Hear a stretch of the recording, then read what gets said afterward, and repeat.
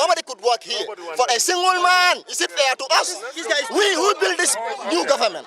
The dust is yet to settle at the Social Security and Housing Financial Corporation. This time, the members of staff of the institution are undergoing what they call a lockdown. There is a complete shutdown of entrance points to the building, making it a no-go area for work today. The angry staff are on a stand-up demanding the suspension of their staff rep to the board be revoked. They say the letter of Modu Kamara's suspension has no justification and that they have been asking for reasons and source of the directive but to no avail.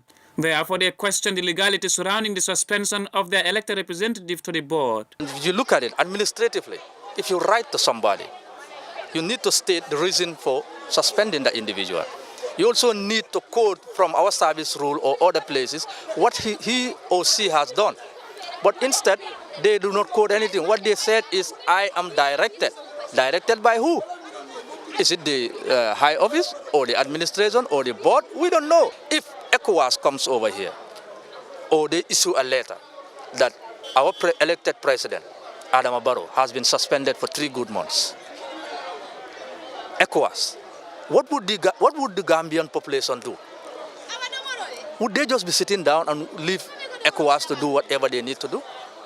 The permanent secretary to the Minister of Finance appeals for calm and peace while the investigative panel starts work this week. The investigative panel was set up some time ago to look into the matter after some members of the board were accused of being biased. The defiant staff say the lockdown will continue until their demand is met. While the government has established a panel to investigate the problem, Keba Ture, one of the staff members, says that his confidence in the government has been tainted and cannot be guaranteed justice from them. He further alleges that even though the managing director, Mohamed Manjang, promised reform, no improvement has been registered during his tenure. For 6 months, my brother, for 6 months, no resolution? Is that fair? No resolution, 6 months. A functioning government that we put in place, that we voted for. We expect them to work. We expect them to work and do things rightly. Let them apply the law where it is due. The worst thing Manjan did, he dismissed 2 10-year-old service staff, Umar Manjang and Musa Fati, for a late retirement of just $5,000 each. Late retirement of just $5,000 each. You stole per day money of $103,000 in 7 days. $195,000 business air class ticket wasted. This government cannot do anything about that person. Is that the person right for this institution? No way, it's not right. Isaac Nyasi is the Assistant Fund Manager and Benefits at the Social Security.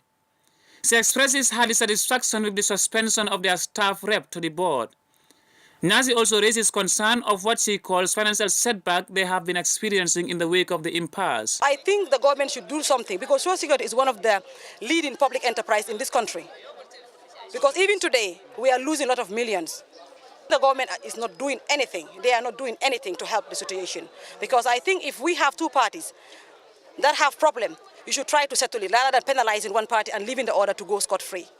The elected staff rep to the board was given 3 months suspension with salary 2 weeks ago and removed from the biometric system of the institution, therefore making it impossible for him to clock in and out. However, members of staff are in solidarity with their representative. Mohamed Lamin Choi reporting for QTV News.